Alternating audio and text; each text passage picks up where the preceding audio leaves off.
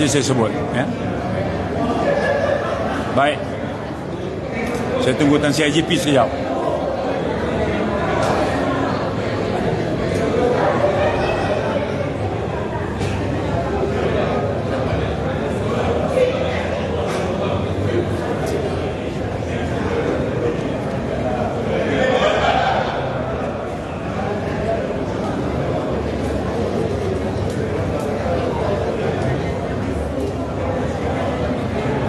Panggil tadi.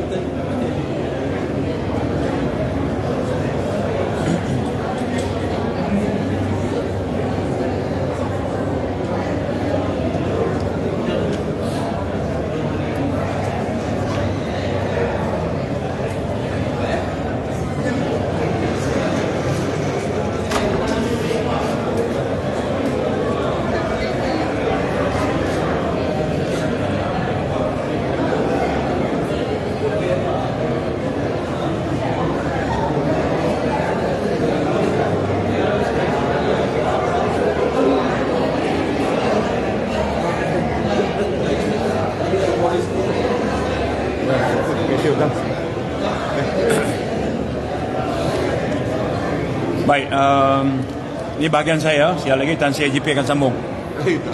Baik, Assalamualaikum warahmatullahi wabarakatuh. Rakan-rakan media, saya ditemani Tan Sri Razarudin, Ketua Polis Negara, dan Datuk KSU, Datuk Ruji. Kita sekarang dalam majlis Hari Peringatan Polis ke-217. Sambutan berlangsung di seluruh negara saat ini. Bukan saja di peringkat pusat, iaitu di sini, juga berlangsung di peringkat kontijen, di peringkat formasi dan di peringkat daerah serentak. Cuma skalanya lebih sederhana kerana jatuh pada bulan Ramadan. Lazimnya dia akan ada beberapa seremonial yang kita buat di Padang Kawat. Tapi skala ni kita kecilkan seperti kita sudah maklum. Tahun ini sambutannya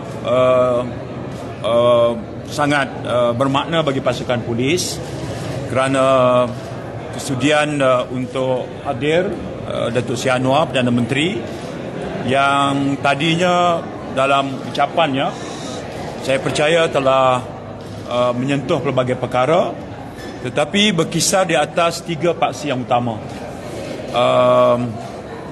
Mengingatkan tentang peri pentingnya keamanan dan ketenteraman jangan diambil sebagai sambil lewa, menganggap bahawa keadaan ini berlaku secara semula jadi.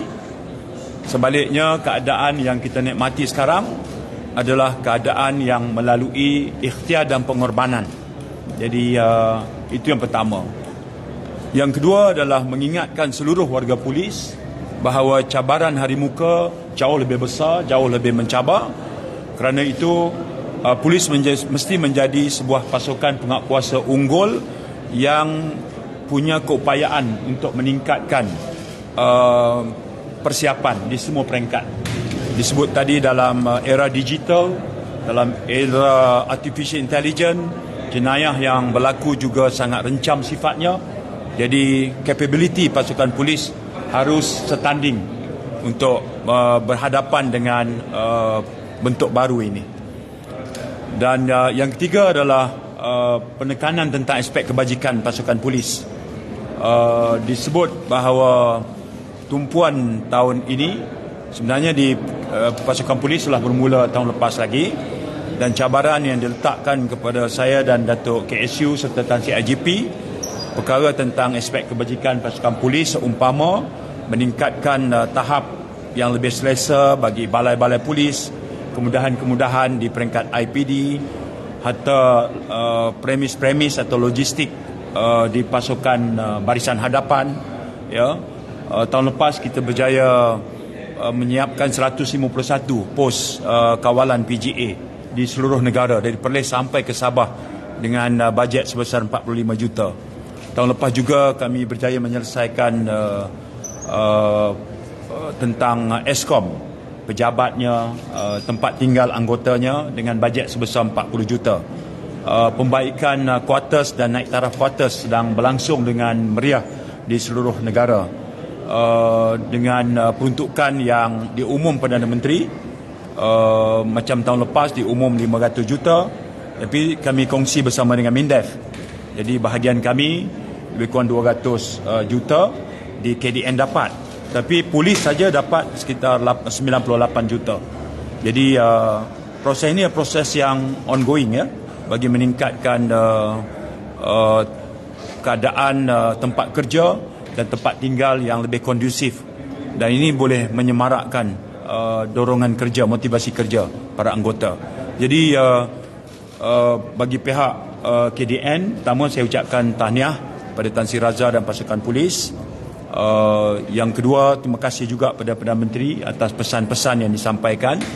Dan yang ketiga, itu bahagian saya dan KSU adalah kami akan berusaha sedaya upaya untuk memastikan semua perancangan yang membabitkan polis di bawah bumbung KDN ini akan berjalan sesuai dengan rencana ataupun garis masa yang ditetapkan, meliputi semua perkara, aspek kebajikan, aspek kemudahan logistik dan juga aspek latihan dan peningkatan capability.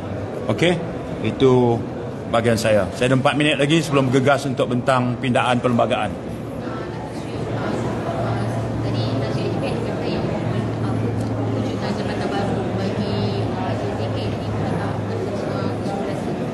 Kita bincang, tapi penjelasan lebih terperinci saya serah pada Tan Sri sekejap lagi. Ya, ada lagi? Ya.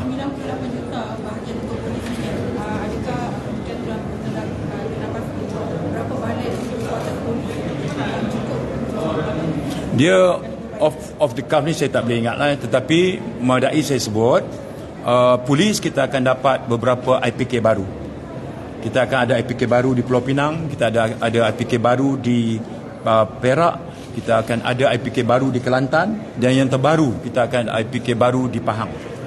Jadi ini ada yang peruntukan lama yang projek sambungan, ada yang peruntukan baru yang kita umumkan. Jadi itu baru IPK. Kita juga ada beberapa siri IPD baru, IPD Kapit misalnya, IPD Padang Besar, ya. Jadi dia ada senarai-senarai yang ditentukan oleh bahagian logistik Bukit Aman yang kemudian akan dibentangkan dalam plan strategik dan juga dalam rolling plan. Itu susul galur biasa yang KSU akan uruskan. Daripada IP negeri turun ke daerah, dia turun pula kepada balai-balai polis, hatta kepada pos kawalan. Jadi semuanya tu ada portion masing-masing. Bukan saja dalam bajet yang diumum Perdana Menteri ketika pembentangan belanjawan, tetapi juga dalam tempoh yang tertentu itu diberikan juga pengumuman-pengumuman khas yang semuanya bagi tujuan untuk meningkatkan keupayaan kemudahan fasiliti dan logistik. Okey? Ya.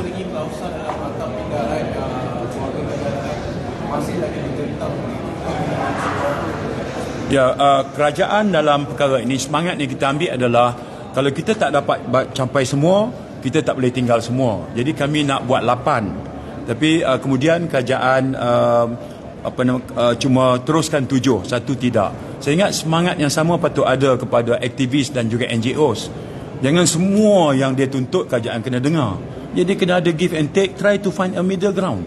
Yang paling penting apa? Sama-sama nak selesaikan isu warga negara.